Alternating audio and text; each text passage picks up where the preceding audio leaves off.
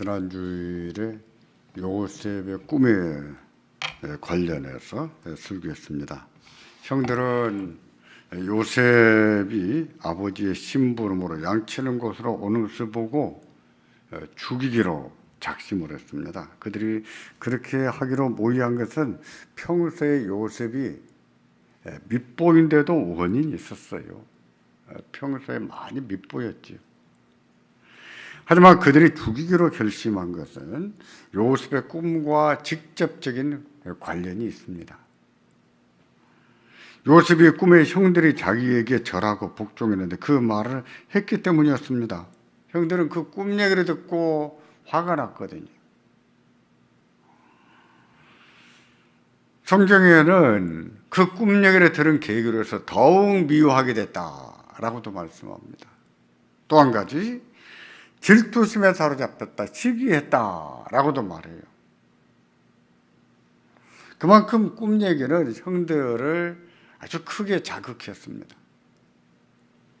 그래서 죽이기로 작정했는데 창세기 37장 19절과 20절은 그때 그들이 죽이기로 모의하면서 한 말입니다. 같이 보겠습니다. 서로 이르되 꿈꾸는 자가 오는도다. 자, 그를 죽여 한 구덩이에 던지고 우리가 말하기를 악한 짐승이 그를 잡아먹었다 하자. 그의 꿈이 어떻게 되는지를 우리가 볼 것이니라 하는지라. 보십시오. 형들이 요셉을 죽이기로 뜻을 모은 직접적인 동기는 요셉의 꿈과 관련이 있지 않습니까?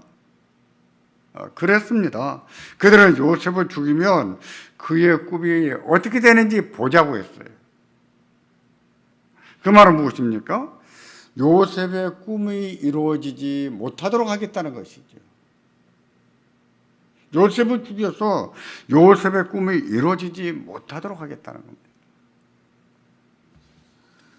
하지만 요셉의 꿈은 단지 우리가 잠잘 때 흔히 꾸는 꿈이 아니라고 했습니다. 그것은 하나님께서 장차하실 일을 미리 보여주신 계시였다고 했습니다.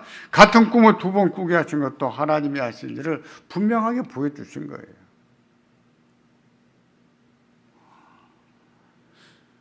또 그 꿈은요, 오래전에 아브라함에게 주신 언약과도 깊이 관련되어 있습니다.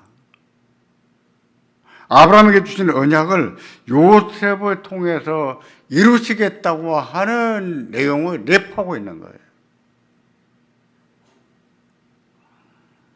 나이가 100살이나 다 들어 자식이 없는 아브라함에게 아들을 주시겠다며 네 자손이 하늘의 별과 같이 많아질 것이고 바다의 모래같이 많아질 것이라고 했습니다. 그러시면서 네 자손이 이방이 계기 되어 400년 동안 그들을 섬기겠다고 했습니다. 그 후에 큰 재물을 모아서 나오게 될 것이라는 말씀도 하셨어요. 그런 것을 언약이라고 합니다. 하나님의 약속이라는 것이죠. 하나님께서 아브라함과 그의 자손들을 통해서 하나님의 뜻을 이루겠다고 하는 약속이었어요. 하나님의 나라를 세우시겠다고 하는 약속이었습니다.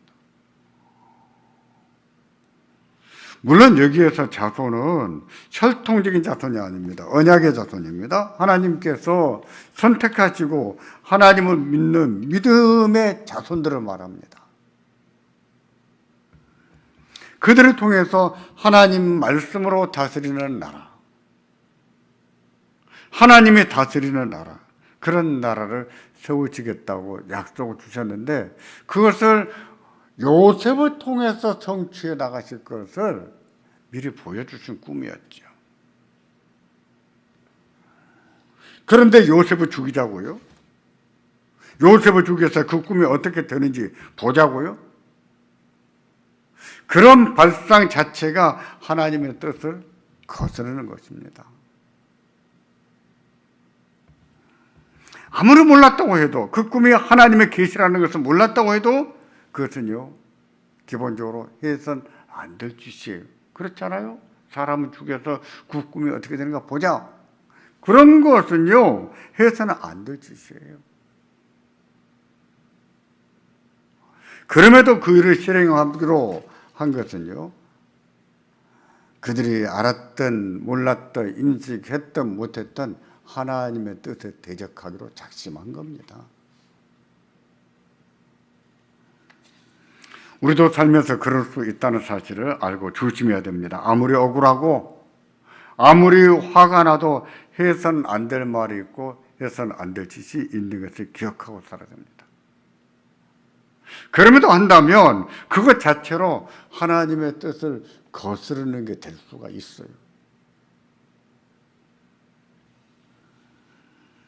하나님은요, 그런 사람들을 지켜보십니다. 지켜보시고 기억하셨다가 때가 되시면 하나님이 벌하시고 심판하십니다.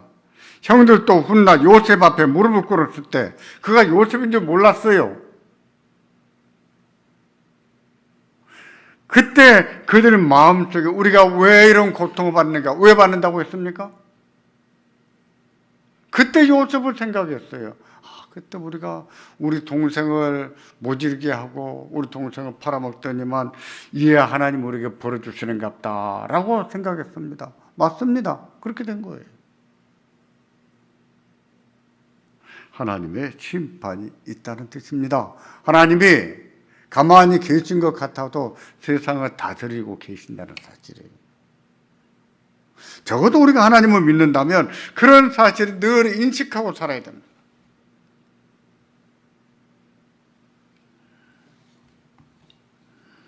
형들이 요셉을 죽이기로 했을 때 그나마 다행이었던 것은 맏형 루벤과 넷째 형 유다의 기지였습니다. 먼저 루벤은 아우들에게 요셉을 죽이지 말자고 합니다.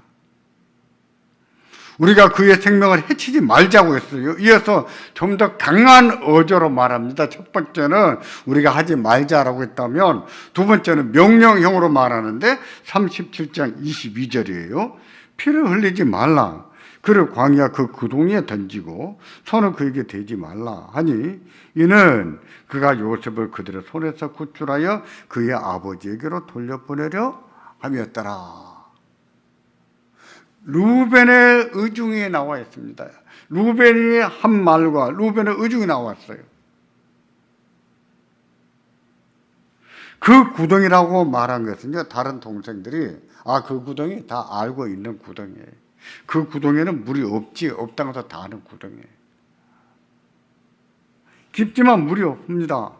거기에 집어넣어 놓으면, 거기에 갇혀 있으면 얼마 동안은 죽지 않고 살 수 있다는 것도, 그러나 때가 지나면 스스로 죽을 것이라는 것도 다른 형제들도 다 알고 있었어요.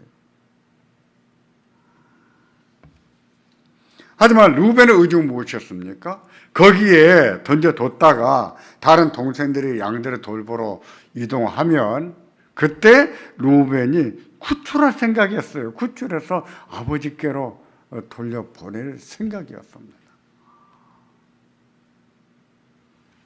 어떻습니까? 잘하지 않았습니까? 잘했지요. 좋은 생각이었습니다. 요셉이 죽는다면 아버지가 얼마나 슬퍼할까? 요셉이 죽었다는 것을 안다면 우리 아버지가 어떻게 사실까? 그 생각을 하고 아버지께로 살려보내서 아버지로 하여금 그런 아픔을 겪지 않도록 하게 하려고 했던 것입니다.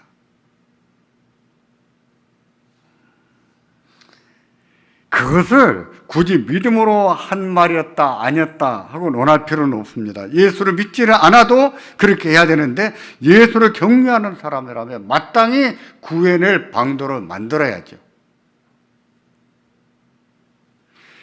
그같이 구출해 내려고 하는 것은 예수를 믿지 않아도 해야 될 일이고 예수를 믿는 사람이라면 더 해야 된다는 거예요. 그렇게 하는 것이 하나님의 뜻입니다.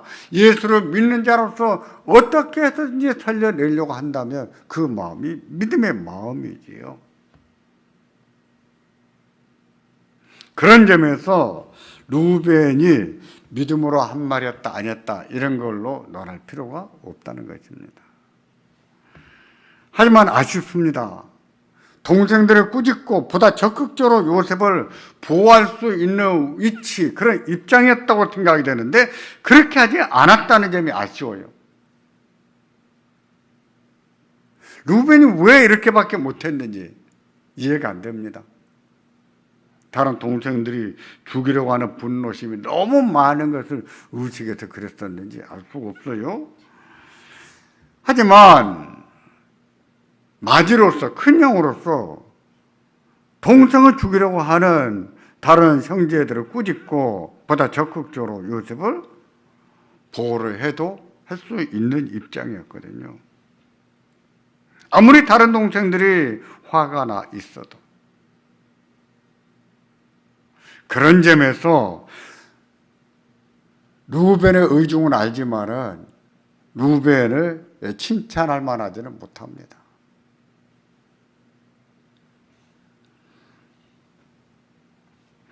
아마 루벤은 그들의 감정을 자극하지 않으면서 지혜롭게 살릴 방법을 생각했던 것 같습니다. 물 없는 구덩이에 던지자고 했을 때 그랬던 것 같아요. 하지만 그런 일이 루벤의 뜻대로 되지가 않았습니다.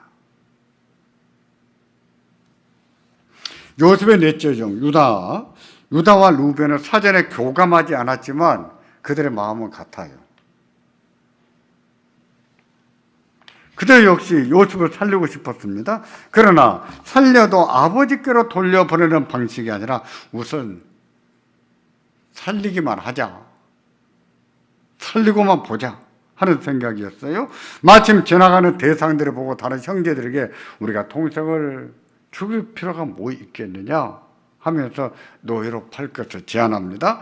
37장 27절이 유다가 다른 형제들을 설득하는 말씀이에요. 같이 보겠습니다.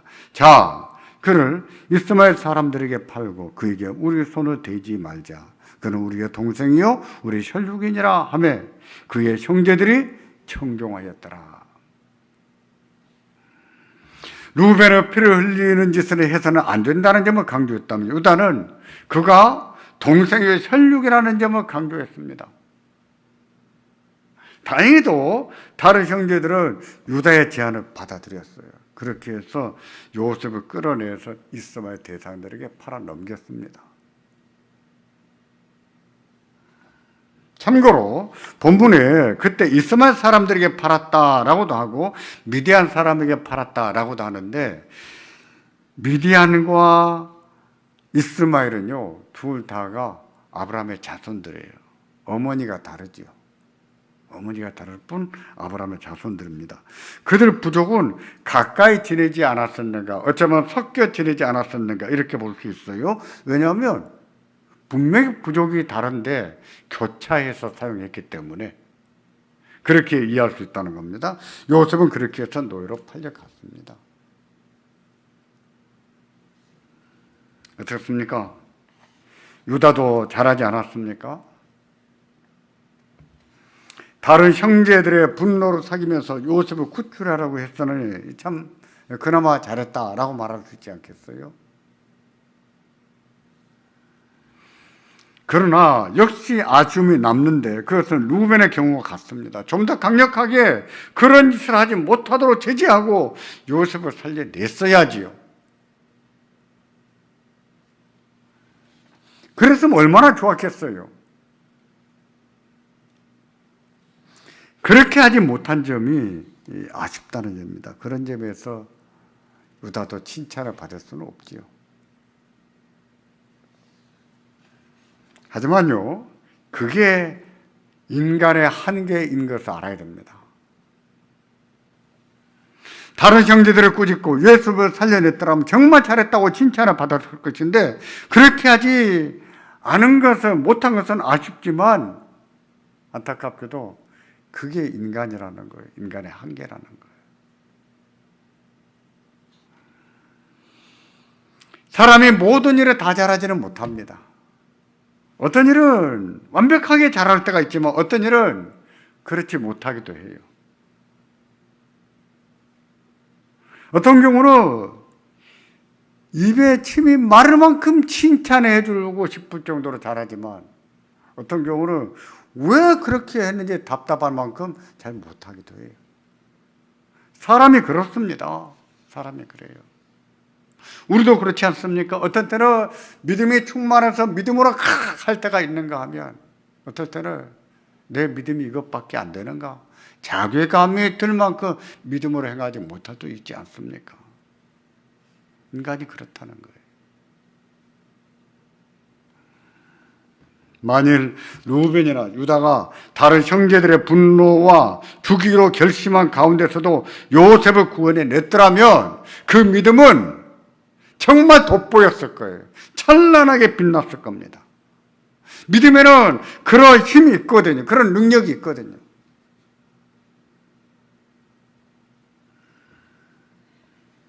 그렇지 않았기 때문에 믿음이 있어도 믿음이 없는 것처럼 보이고 믿음이 있어도 너무 흐릿하게 보이는 겁니다. 그러나 하나님은 그런 연약함을 통해서도 일하십니다. 그래서 우리가 믿고 의지할 분은 하나님밖에 없다는 거예요. 사람을 믿고 사람을 의지하려고 하지 말고 하나님을 믿고 하나님을 의지하라고 하는 거예요. 하나님은 그런 연약한 믿음을 통해서 일하시는데 단호하게 행동하지 못한 루벤과 유다 같은 사람들을 통해서도 하나님의 뜻을 이루어 나가신다는 사실입니다. 우리가 믿음이 충만해서 그 충만한 믿음을 가지고 항상 하나님께 영광을 돌리고 하나님이 우리를 통해서 하나님의 뜻을 이루시면 얼마나 좋겠어요. 근데 우리는 그러지 못할 때도 있어요. 근데 그러지 못할 때도 하나님이 우리를 지키시고 우리와 함께 하시고 그런 연약함을 통해서도 여전히 일하신단 말입니다. 그래서 우리가 믿고 의지할 분은 누구뿐이라고요? 하나님뿐이라고. 하나님밖에 없다. 왜 믿는 사람이 그래? 왜 목사가 돼서 그래? 왜 장로가 돼서 그래? 다 쓸데없는 얘기입니다. 인간은 다 그럴 수 있어요. 다 그럴 수 있어요. 그렇게 말하기보다는 우리가 인간이 그러한 존재의 임무를 알고 정말 믿고 의지할 분이 하나님밖에 없음을 다시 한번 생각할 수 있다면 그게 믿음이죠.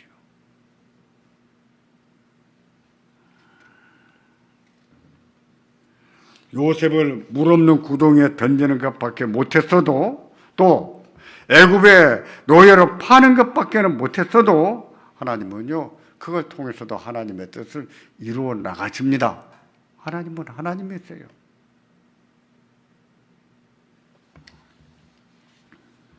그렇다고 해서 우리가 그런 정도에 안주하려고 해서는 안 됩니다. 우리는 최선의 믿음으로 살도록 기도해야 돼요. 더 자라가기를 힘쓰고 더 강해지기를 힘써야 됩니다.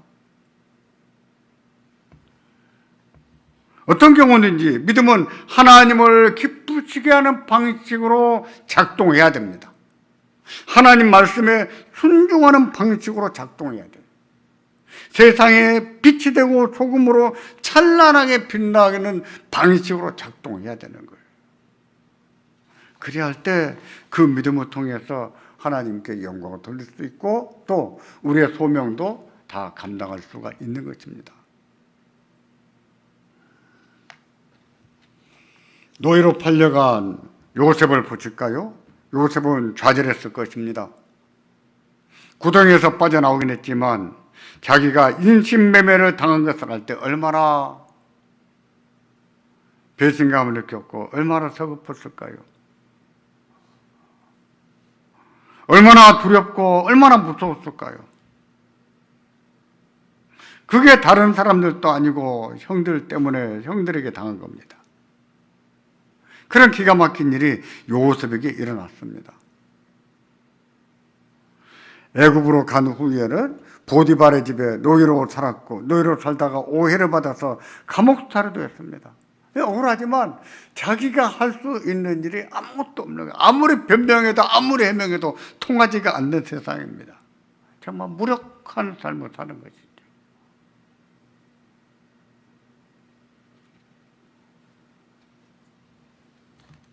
하지만 하나님은 그런 요셉과 함께 하셨습니다. 비참한 노예로 사는 요셉과 함께 하셨고 감옥살이하는 중에서도 함께 하셨어요. 그런 가운데서도 그를 지키시고 그로 하여금 사람들에게 많은 은혜를 입게 만드십니다. 또 그런 삶을 통해서 요셉을 키우셨어요. 아픔과 슬픔을 통해서 키우셨고 역경을 통해서 키우셨습니다. 믿음의 사람으로 하나님의 섭리를 읽을 줄 아는 사람으로 키우신 거예요. 그래서 우리가 요셉을 떠올릴 때 가장 밀접하게 인식할 수 있는 진리, 교리 가운데 하나가 무엇입니까? 하나님의 섭리예요. 하나님의 섭리예요. 요셉은 그런 기가 막힌 삶을 통해서 하나님이 자기와 함께 하신다는 사실도 알았고, 그런 삶을 통해서 하나님의 섭리가 어떻게 이루어져 가는지 그것을 읽을 줄 아는 안목도 생긴 것이죠.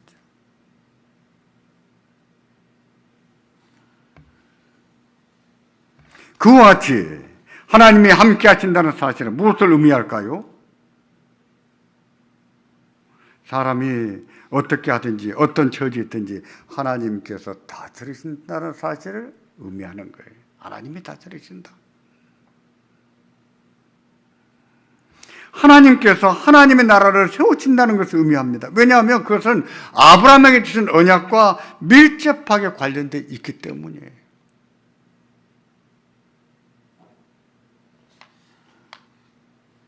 그러고 보면 교회를 다스리시는 분이 누구십니까? 하나님이십니다. 하나님이 무엇으로 다스리십니까? 말씀으로 다스리시는 거예요. 말씀으로.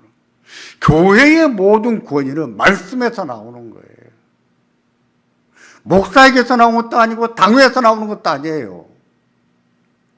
하나님 말씀에서 나오는 거예요. 하나님의 말씀이 아니라면 목사의 권위도 당회의 권위도 의미 없는 것입니다.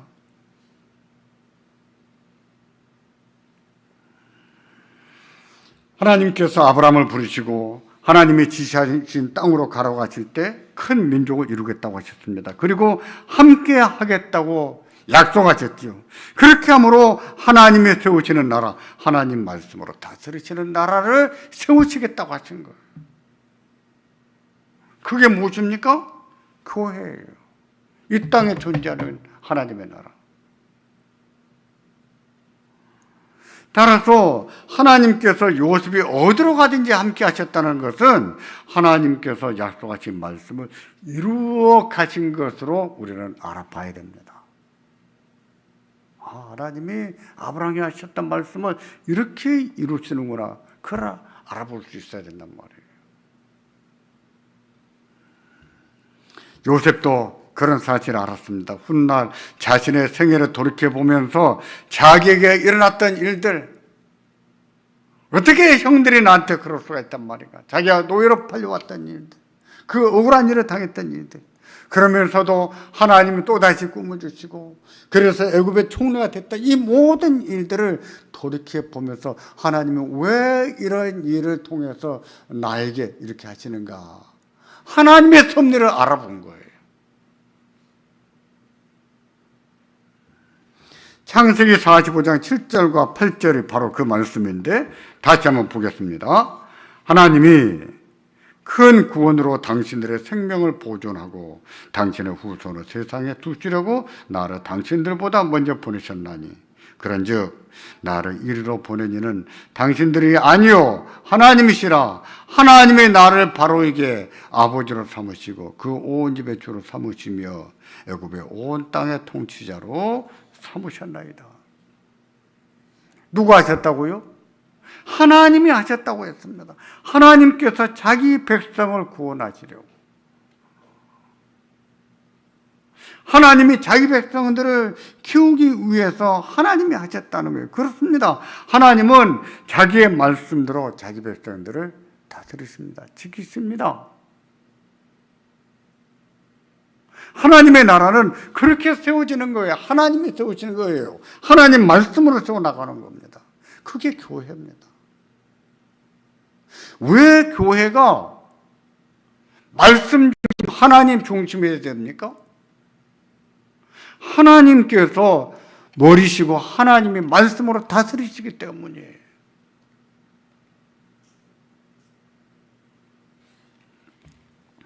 우리가 하나님의 나라요, 하나님 백성이라는 사실을 늘 기억하고 살기를 바랍니다. 기억하고 우리 교회와 성도가 하나님의 통치에, 하나님 말씀에 순종하기를 더 기도하고 힘쓰기를 바랍니다. 그리하여 우리 하나님의 뜻이 우리를 통해서 이루어지고, 우리 하나님이 우리 교회를 통해서 영광을 받으시고, 하나님이 우리를 기뻐하시고 우리를 축복하시는 은혜가 우리에게 넘쳐나기를 바랍니다. 이 은혜가 충만한 숭신교회예요. 우리 모든 성도가 되기를 다시 한번 주의 이름으로 축원합니다. 기도하겠습니다.